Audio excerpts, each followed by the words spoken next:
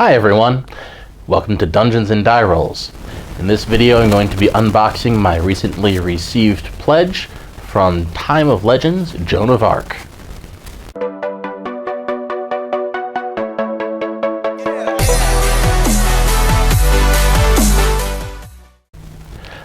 I know that it's been a while since I made a video, but it's been a little bit of a slow board game year for me, and I also have a new baby that's taking up a lot of my free time that I used to have. So I'm making things balance. But I'm pretty excited about this game. I did not actually back this on Kickstarter. It flew completely under my radar. I might have glimpsed at it while I was, that's not a word. Might have glanced at it. There we go. I might have glimpsed it while it was on Kickstarter, and it's just like, another little minis thing, whatever. But then last year at Gen Con, I ended up demoing it. It wasn't on my list again, but I saw the booth area as I was walking through the hall, and I saw some people playing a game, and yes, I did really like the minis, but also I thought that what I was seeing of the gameplay looked pretty cool, so I waited around and I tried out a demo game of it, and I liked what was going on. Don't ask me too much right now about what that entailed and what I liked. I remember that you have some hero characters like Joan of Arc and other heroic rebellers, and you're fighting against like French knights or whatever. English knights? I don't know. History not my strong thing if it's in the real world. I can tell you all the stories about the Forgotten Realms. But anyway, and there's some kind of dice allocation system or token allocation to help you activate abilities. I'll remember when I read the rules. But I remember that I enjoyed playing it. I was like, I would like to own this. And so I did a late pledge, basically pre-order, through the site, because at that point the Kickstarter had ended.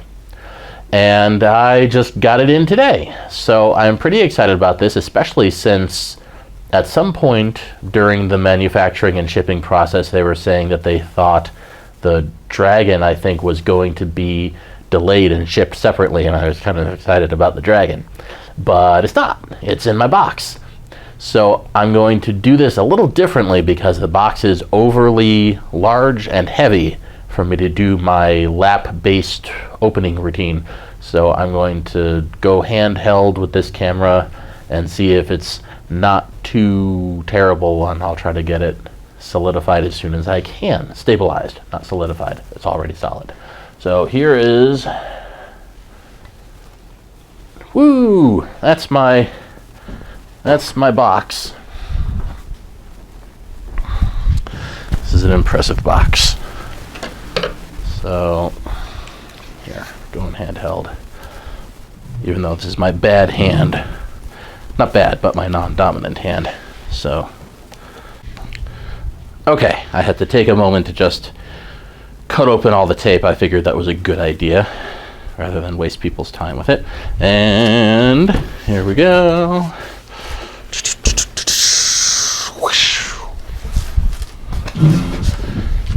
So I should have, I believe, 3 things in here. Thank you for your order. And yes, I have the core box, the Reliquary. I don't know why I wanted that, or why it's awesome, but it must be awesome if I wanted it. Maybe that was the thing with the cool church and stuff like that. I don't know. And the legendary dragon. And here they all nicely packed up.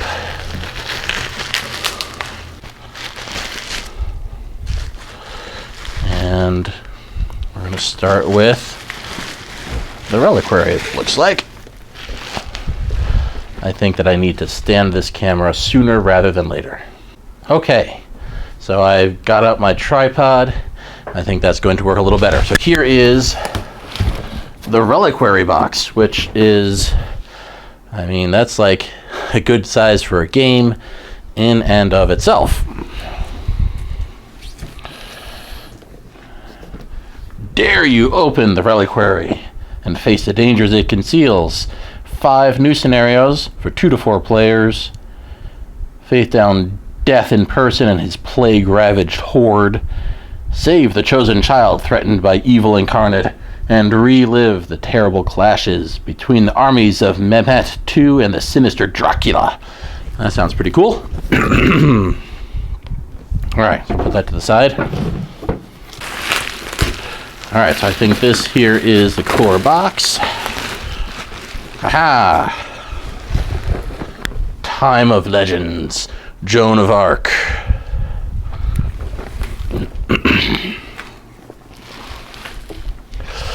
I find it interesting that there's no product art on any of these game boxes. You know, there's no contents talking about what's in there. There's no pictures of the miniatures or the gameplay setup or anything like that. So there's that, which means that this third box must be my legendary dragon. Haha! Legendary dragon. It doesn't even have a picture of a dragon on the back. It's Archangel or something. Alright. So, let's check out some of this stuff.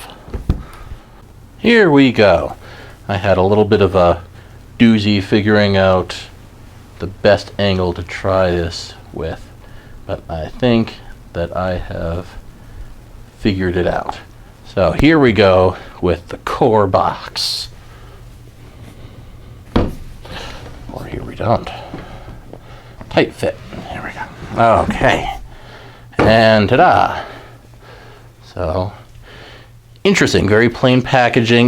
We have some cardboard boxes inserted, and they are labeled with stuff. I'm sure that these are various miniatures in here, so let's take a quick look. Whoa, look at all those.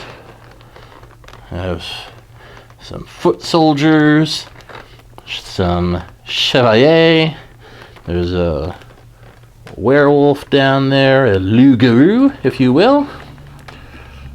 Yes. And another, some decals or something fell out from underneath when I did that. And that's actually 2 layers of trays there. There's a whole oodles of more things underneath. And these are, looks like some peasants or spearmen, more foot soldiers, stuff like that. More little peasants with clubs.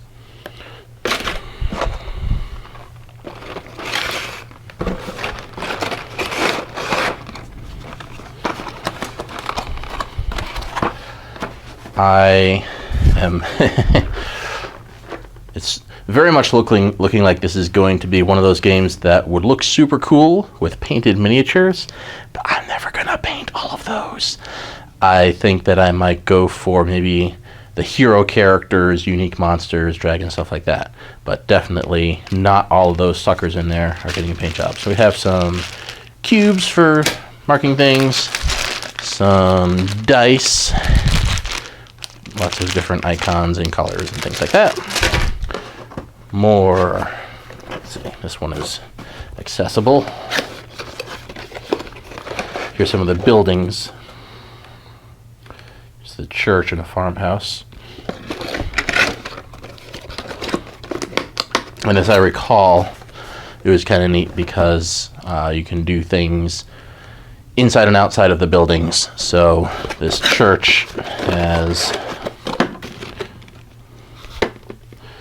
space underneath, so you can place it down, and then you would pick it up to do things inside of the church. Right now there are some houses that were tucked inside the church for storage. I don't believe houses actually go to church. They are non-denominational. But for storage, it makes perfect sense. And here's another. Let's see what's in here. Some bigger things. Whoa. Alright, so I'm going to be careful because there's stuff that's about to fall out from underneath. These are, I guess, ownership discs for mini bases. More bases. Alright, so just lots of stuff for attaching minis to indicate team ownership and things like that. And these are going to be bases to hold several of those infantry and spearmen and stuff like that so that they form a unit. And then we have some of this cool stuff. So there's a big Ankylosaurus looking thing. It's probably like a Pterisk or something. And there's a unicorn up in the corner. We have some angel action going on. Some carts of oxen and goods. All very neat looking. Does bring up a little bit of the question, as with many of these games that have miniatures, as to a post-assembly storage. You know, if you're putting the little individual soldiers that we saw in those buckets onto those bases with several of them at a time, if you glue those on, they're not going back in the box the way they were. And here's some scenery in here. And this is cool because it's pre-colored plastic for those trees, very vibrant. Look at those. And some ruined church parts, some fences, little low stone walls, barricades, shrubbery. Get me a shrubbery. All right, cool. Very nice. And then there's the rest of the game materials there in the box. There's a whole pile of cards of different sizes here, and there's a couple of books, rule book, scenario book.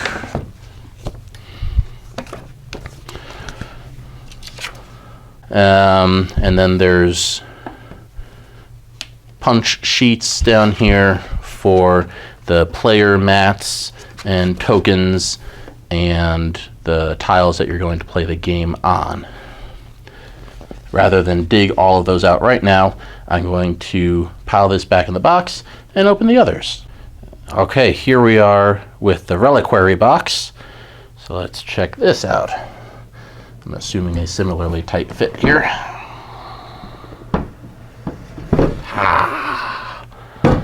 Okay, so this time starting off with the books right on top.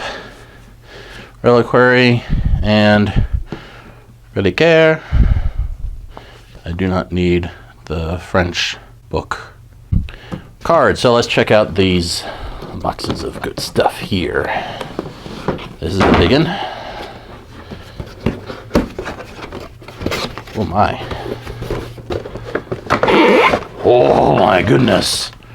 Look at that. This is, oh, no, look at that.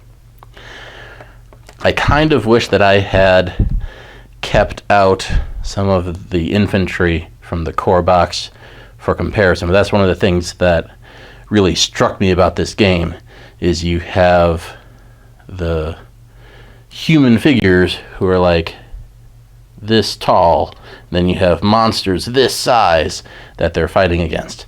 And so this looks like some kind of Hydra, Chimera thing. Very awesome. This is just a spacer.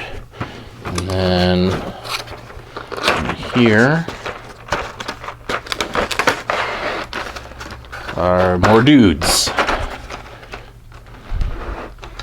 So here, I'll make that comparison I was talking about. Here is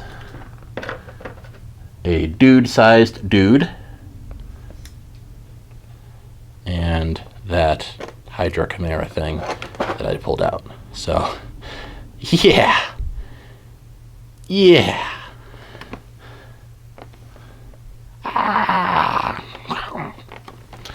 Okay, and the last box here, fairly large in both dimensions.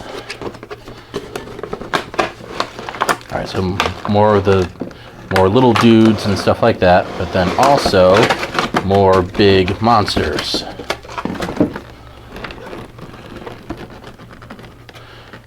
So there's a cockatrice and a griffin, and I don't know, that's a djinn or genie, because I can see it's carrying a an Arabian thing on a carpet with some guards and stuff being carried on the genie or djinn, whatever it is.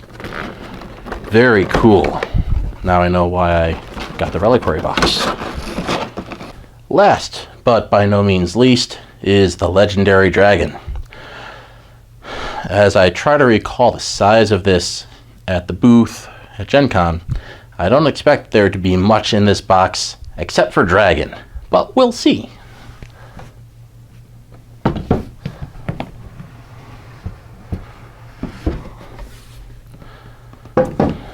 Yeah, looks like it's mostly just this. Let's see. Oh, well, yeah, so just to start off with the underwhelming, not underwhelming, but you know, there's some stuff down here we have just the scant extra rules for Saint-Michel et le Dragon. We don't care about the French rules, but I do have the book for Saint Michael and the Dragon, and there's some extra terrain tiles down there and cards. And then for le pièce de la résistance, I know, please don't mock my lack of French accent. I almost failed it for 3 years in high school. Oh baby, oh my. So that's all dragon in here. This is dragon wingspan, if there ever were dragon wingspan. Where's... Oh, I gotta look at this. Look at this. Oh, look at that. That is... that is beautiful and ferocious. And it's on top of a building that is the same size as the buildings in the core set. So that's... You know, the dudes came up to like here, and the rest of this is dragon. So that is impressively huge and also gorgeous. And there's a couple of other little things. Looks like there's a cannon unit and another, that's probably St. Michael to fight against the dragon with. So that's what I got for Time of Legends Joan of Arc. It's an impressive box of boxes in there, and as I recall, some entertaining gameplay.